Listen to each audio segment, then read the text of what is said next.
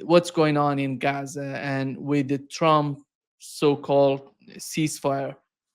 And the reality of Hamas, I think it's so important to understand because of Hamas, because Hamas is the main party in the conflict. If the United States decides to do something with the Gaza, with the Palestinian, they have to communicate with Hamas. Here is what we learn from Israeli historian Avi Shalem. He's talking about what is the position of Hamas. Something else about Hamas. In the West, only the Israeli narrative of that day is reported. That Israel was attacked and Israel had the right to resist, to defend itself.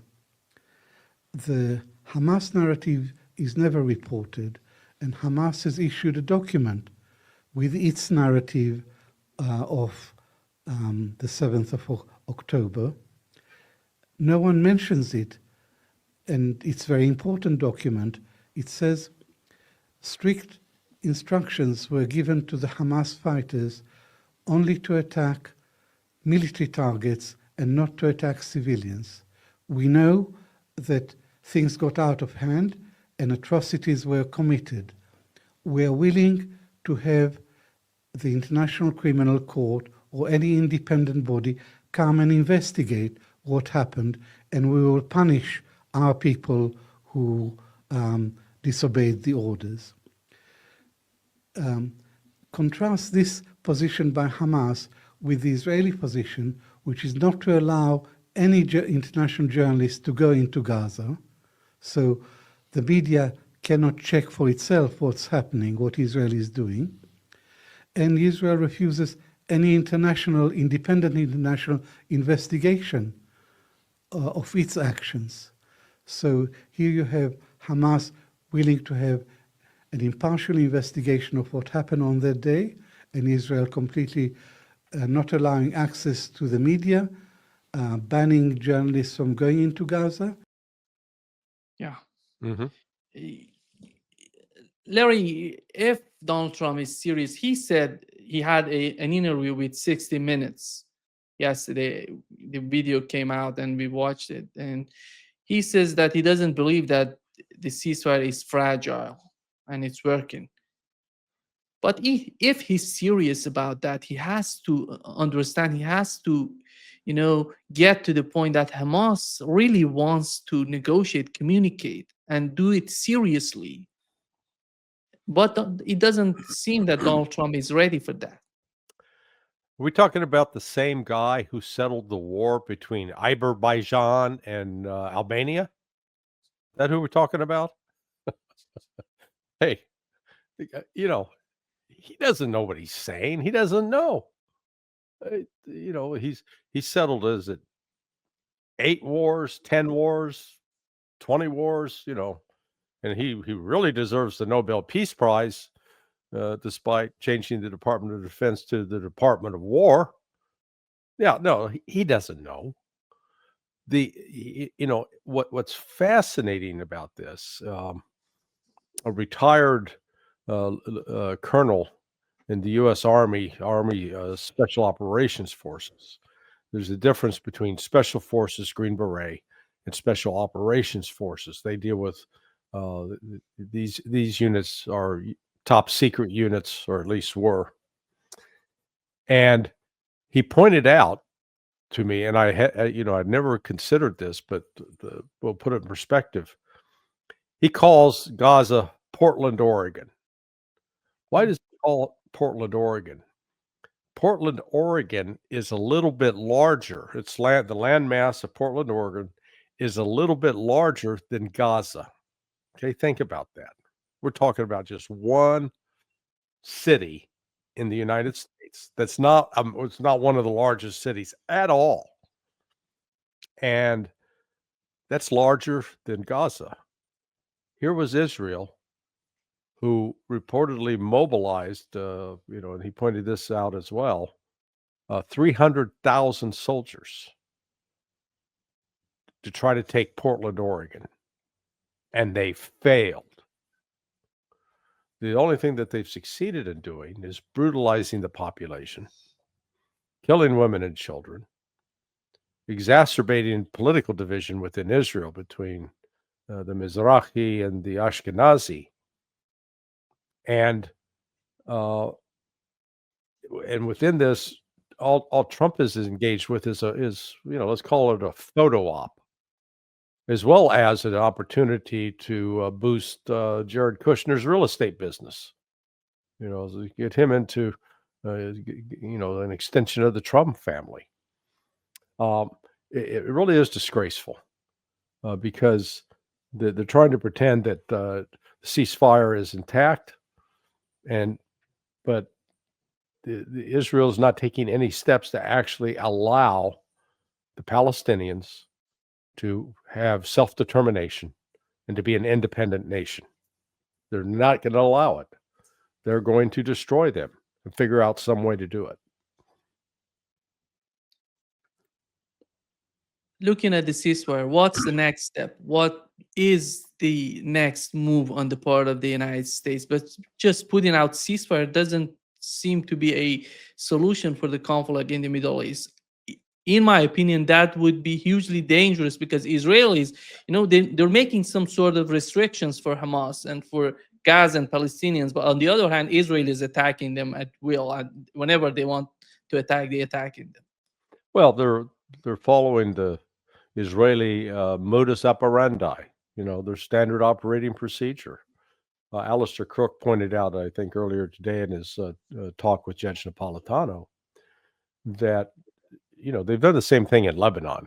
There's supposedly a ceasefire, but they go out and kill whoever they want, whenever they want, using violence, which, you can see how Trump sort of is getting a rush off that. He he's doing it too off the coast of Venezuela. Hey, I'm killing them because I think they're bad guys. Don't need proof. You don't need evidence.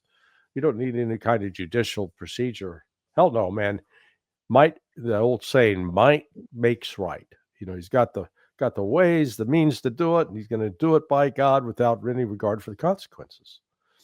So they're doing it in Lebanon, and they're doing the same thing in Gaza, and they're doing the same thing in the West Bank. They just these crazed Zionists just attacked and destroyed a Christian village.